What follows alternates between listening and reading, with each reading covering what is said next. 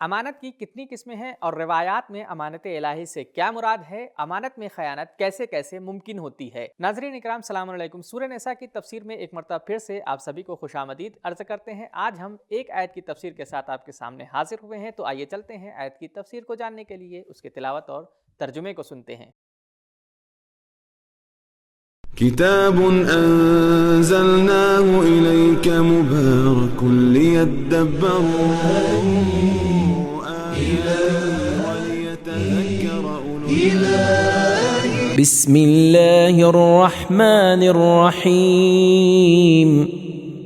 इन्नल्लाह यअमुरुकुम अन तुअद्दुल अमानाति इला अहलिहा व इज़ा हकमतुम बैनन नासि अन तहकुमू बिल अद्ल का राज लायक और शाइस्ता अफराद का बरसरे इख्तिदार आना और उनका अदल व इंसाफ पर मबनी सुलूक है, जबकि इज्तिमाई नाहमवार और माशरती तबाही का सबब नाअहल लोगों का इख्तिदार पर अल्लाह ताला तुम्हें और उनके जालिमाना फैसले उनके असल मालिकों तक पहुंचाओ, और जब भी लोगों के दरमियान फैसला करो तो अदल के मुताबिक फैसला करो। अल्लाह तुम्हें बेहतरीन नसीहत करता है।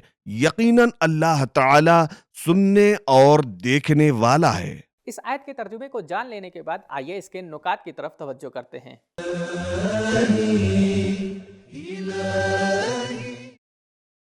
दयानतदारी, आदिलाना सलूक को बरताओ और इम्तियाज बरते बगैर अदल व इंसाफ की बुनियाद पर फैसले करना ईमान की अहम तरीन निशानी है।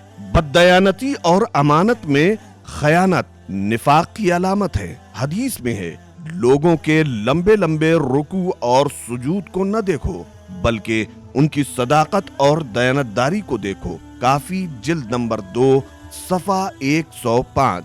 मुतअद्दिद रवायतों में अमानत से मुराद माशरे की राहबरी को लिया गया है, जिसके लायक सिर्फ अहले बैत अलैहिमुस्सलाम हैं। इस आयत पर अमल करने के लिए अहले बैत अतहार अलैहिमुस्सलाम की राहबरी और क़यादत को तस्लीम करके ही वाज़ेह मिस्दाक पर अमल हो। जी हाँ, माशरे की खुशबख्ती का राज लायक और शाइस्ता अफराद का बरसरे इख्तिदार आना और उनका अदल इंसाफ पर मबनी सुलूक है, जबकि इज्तिमाई नाहमवार और माशरती तबाही का सबब नाअहल लोगों का इख्तिदार पर काबिज होना और उनके जालिमाना फैसले होते हैं। अमीरुल मोमिनीन अलैहिस्सलाम ने फरमाया, मन तक़द्दमा अला कौमिन व हुवा यरा फीहिम मन हुवा अफ़ज़ल फ़क़द खान अल्लाह व रसूलहू वल मुअमिनीन। अगर कोई माशरे में दूसरों से आगे आ जाए और क़यादत संभाल ले, जबकि वो जानता हो कि इस रुतबे और मनसब के लिए उससे ज्यादा काबिल अफराद मौजूद हैं, तो यकीनन उसने खुदा, रसूल और मोमिनीन के साथ खयानत की है। अल-गदीर जिल्द नंबर 8। शायद ये कहा जा सकता है कि अमानत में खयानत के मवारिद में कई चीजें शामिल हैं, मसलन इल्म, हिरफत व हुनर और हक को छुपाना भी खयानत है। लोगों के माल पर कब्जा कर लेना, खुदा के मुकर्रर ना किए हुए राहबरों की इताअत भी खयानत है। नाअहल शौहर या नाअहल बीवी का इंतखाब भी खयानत के जुमरे में आता है, और इसी तरह औलाद के लिए नाअहल उस्ताद का इंतखाब भी खयानत शुमार की जाती है, वगैरह वगैरह।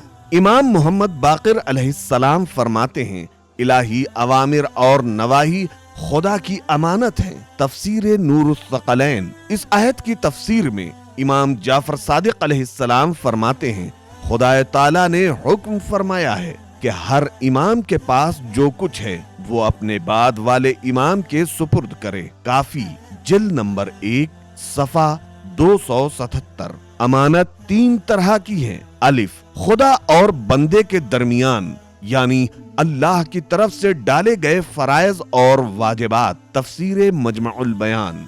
बे, एक इंसान और दूसरे इंसान के दरमियान हुकूक व फराइज। जीम, इंसान और उसकी जात के दरमियान जैसे इल्म, उम्र, कुदरत, जो कि सब हमारे हाथ में अमानत हैं। आयत के तर्जुमे और नुकात को तो हमने जान ही लिया है, तो आइए चलते हैं आयत के पैगामात के ऊपर एक रोशनी डालते हैं।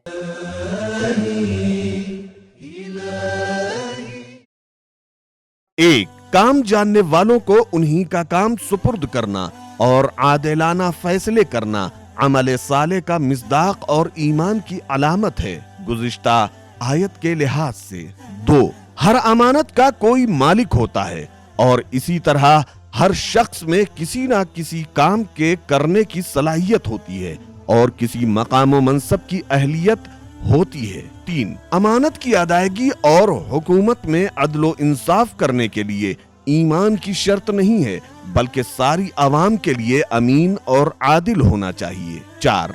जज और हाकिम को आदिल होना चाहिए। 5.